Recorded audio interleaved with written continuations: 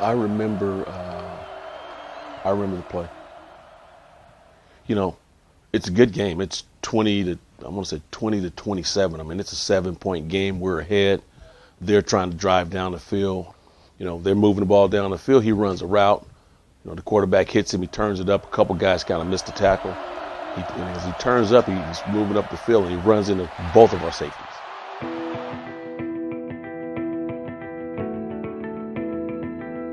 He fell. He hit very hard on the turf.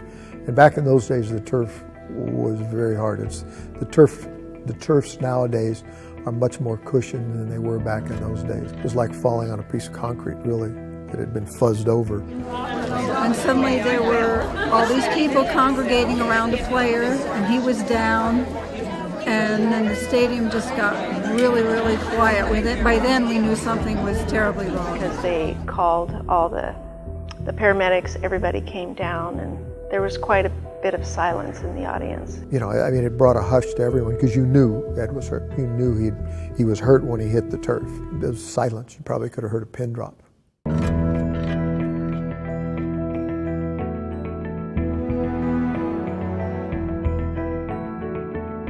The mood stopped, and everyone's kind of waiting.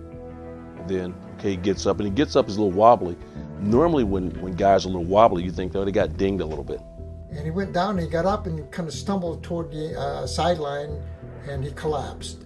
He collapsed at the bench, but he did come off of the field himself. But Dr. Hockey could see that he was staggering and that there was a problem. I went up to Ed, and about the same time, simultaneously, Dr. Hockey was coming out of the stands to give assistance in the sideline.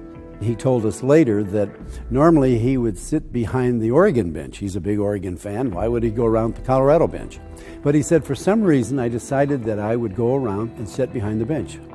And so he came right on down to the field, introduced himself, and asked the team people if they had the drug mannitol, which shrinkens the brain. And so they started to give Ed this drug that would help shrinken the brain, so as the blood would seep out, it would give the brain would be shrunk enough to where they'd make room for the blood until they could get in and out.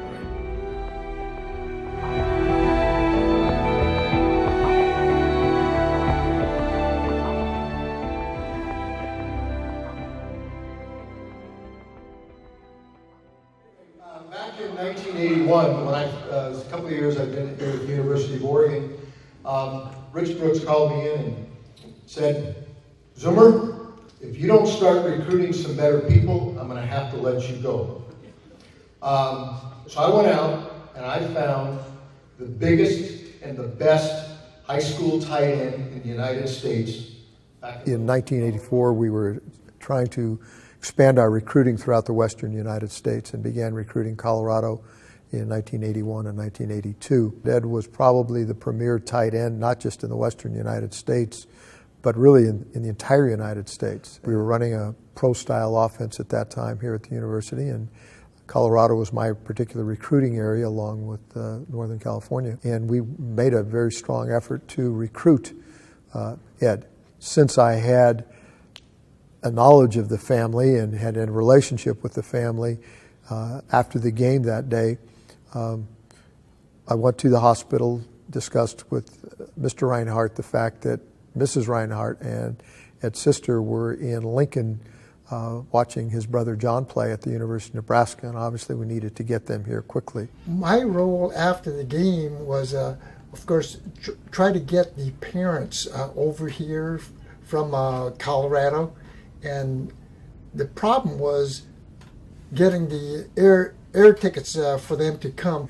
First step was to check commercial flights, and there were none available. And then the second choice was, okay, who do we know that has an airplane that can go out there, pick them up, and bring them back? And again, private planes back in those days, they didn't have great range, and there weren't jets and that sort of thing. There were turboprops, I think, was about the best you could get at that time. So you had a football team waiting to go home in the University of Colorado, and that had to be addressed.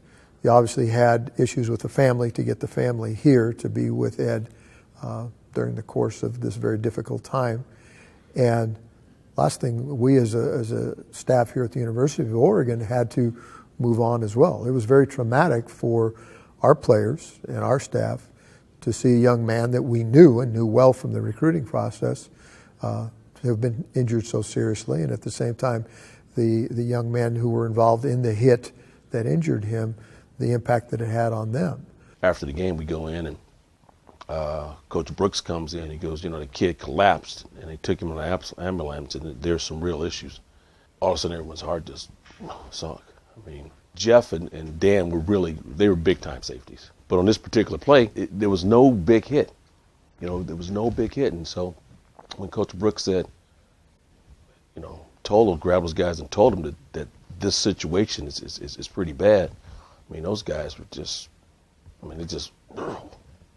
because all of a sudden, as a football player, you've been trained, to contact, to hit, to go, and you never think about all of a sudden someone got hit and you're on the field and you're part of it, and that person might die.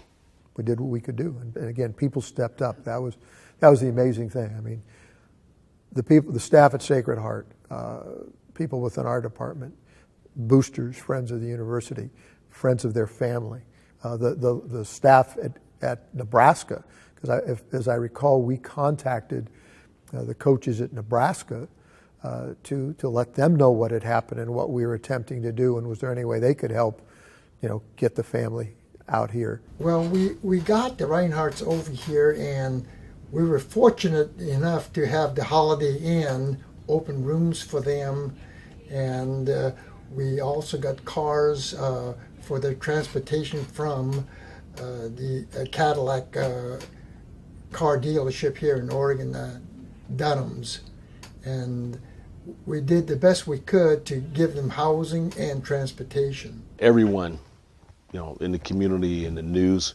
stayed up on it. Everyone was kind of involved in it. I know that a lot of players went over to the hospital to see him. I know Dan and Jeff went over maybe the next day after. We had so much traffic the first few days into the ICU because there were a lot of physicians that wanted to come in that didn't really have anything there, but they wanted to see about him because everybody was concerned. It was a huge event in our community. Yeah, the community embraced them. I mean, it was a big deal, and the great thing about Eugene is it's a college town, and the college community is important. So just knowing, as the information evolved, and all of a sudden, what? It was something more. It wasn't just a little ding on the head. There was something really wrong, okay? So now the community is more involved. And I think that's why even now, anytime he comes to this town, he's going to get standing ovations.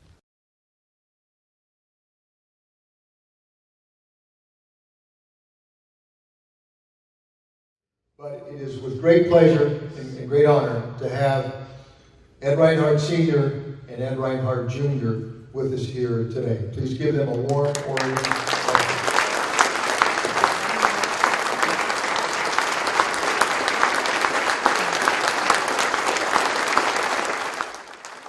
I was really happy that we've kind of come full circle, and to be able to come back to Eugene, and also to be able to see so many people we had met before, and think about the goodness, the kindness that was shown to us while we were here.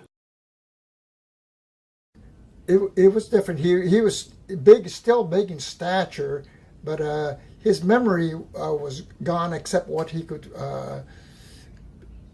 What he was taught as from like a child on. They had quite a crew.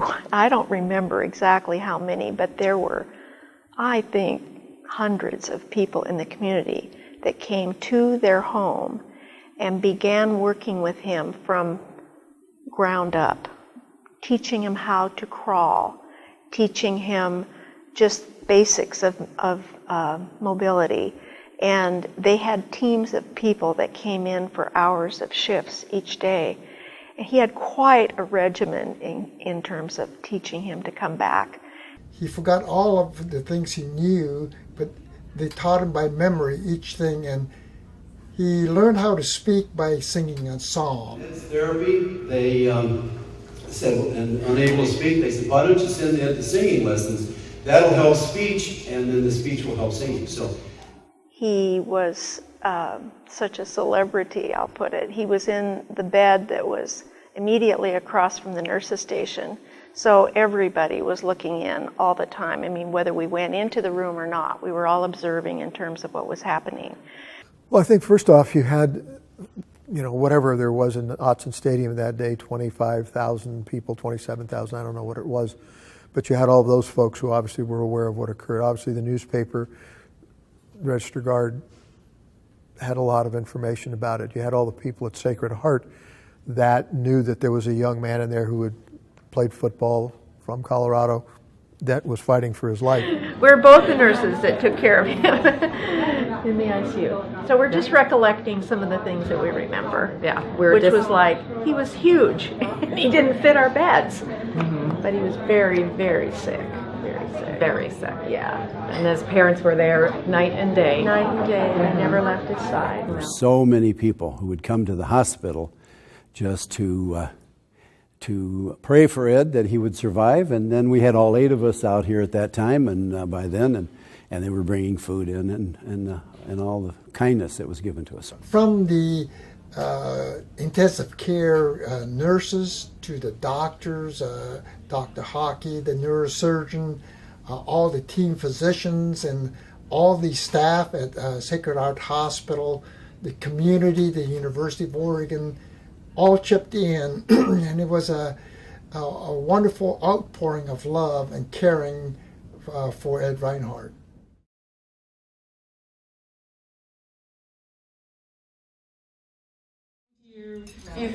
Support. If you look to my left, you'll see a banner that he kept all these years from 1987. This is the banner the Daisy Ducks put up in Ed's hospital room. On your table, you'll see a list of the names that were on that banner. But this is what it's all about, ladies. I was there. Nice to meet you, Mary. She's one of the people on your banner. I remember the family being here, and I remember Daisy Ducks helping them out and taking them meals or having them for dinner, or going to the hospital and all that sort of thing while he was here. I think it's wonderful. I'm amazed. I'm surprised. It's really very good. I just think it's a marvelous example of parents' love they've done for him. I was thrilled to see how much farther he's come in his walking, in his communicating. His sense of humor had certainly reemerged. Communication is still in progress, but I think he'd made so much progress from the last time I'd seen him. It was very heartwarming to see. Yeah.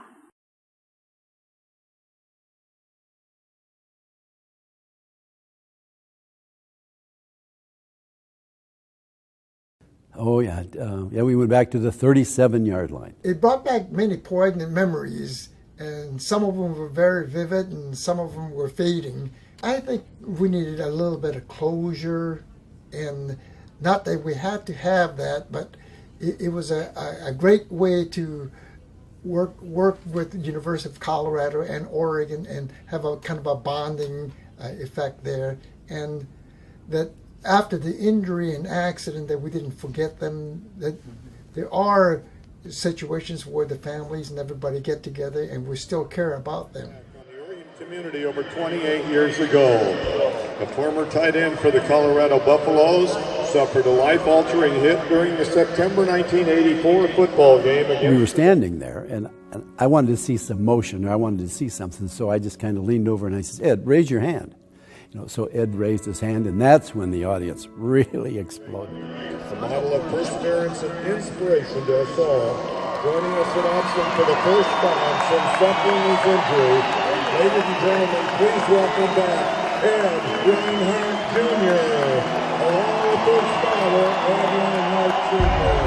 Welcome back, Ed. And so I said, Ed, turn around a little bit. So he started to turn around to the folks behind him, and that part of the stadium just erupted. I was thrilled.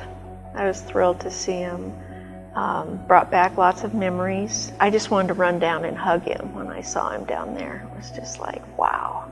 I just really felt good and relieved and kind of very peaceful about it all.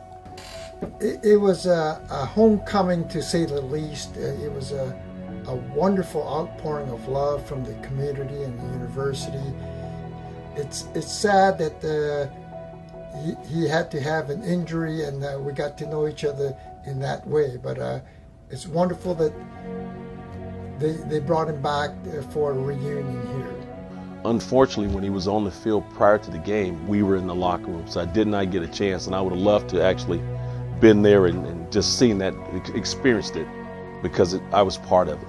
Yeah, well, especially, I was in the tunnel and watched it. Ed was in the locker room before the game, so I got to spend some time with him. I see Ed semi-regularly.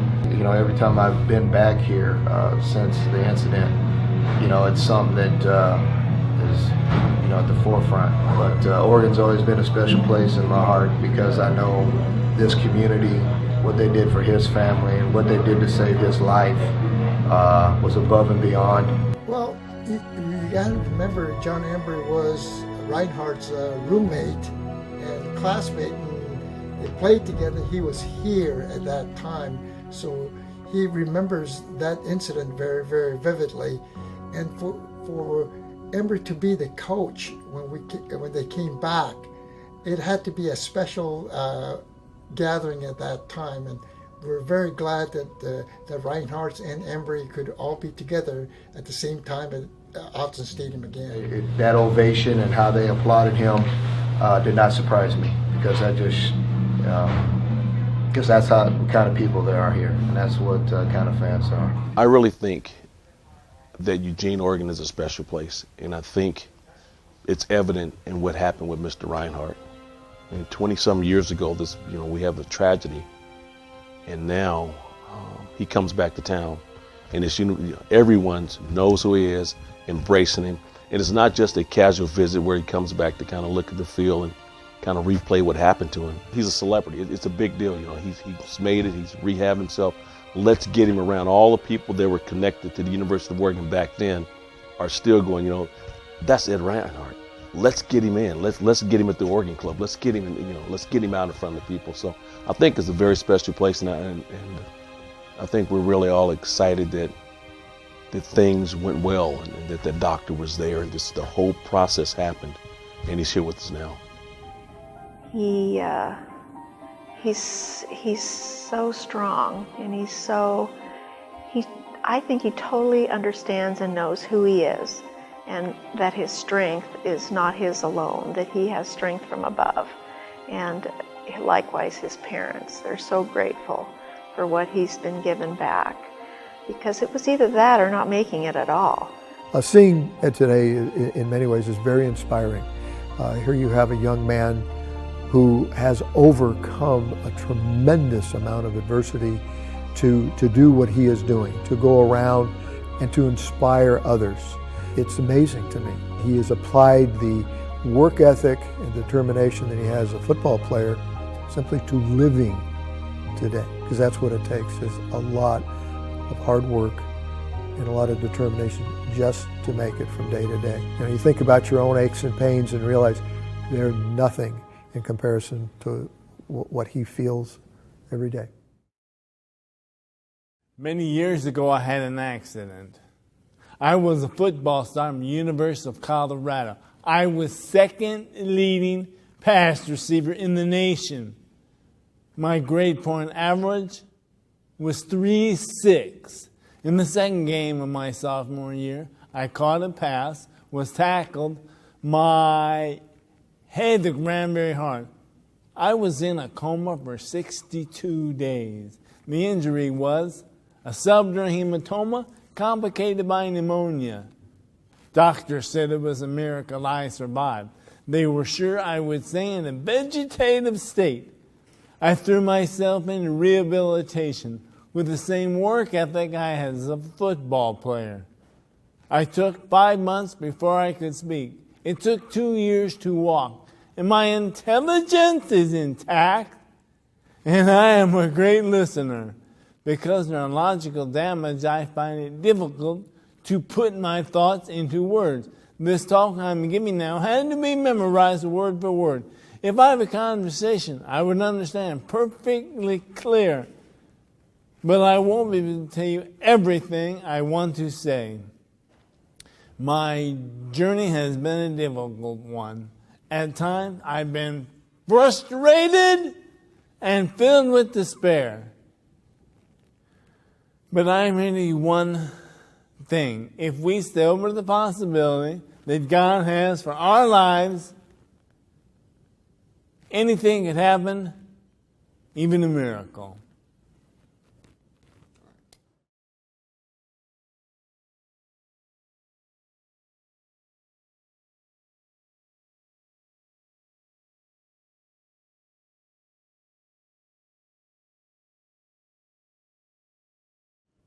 I rode a blazing saddle, I wore a shining star. My job to offer battle to bad men near and far. I conquered fear and I conquered hate. I turned dark night into day. I made my blazing saddle a torch to light the way. Pretty good.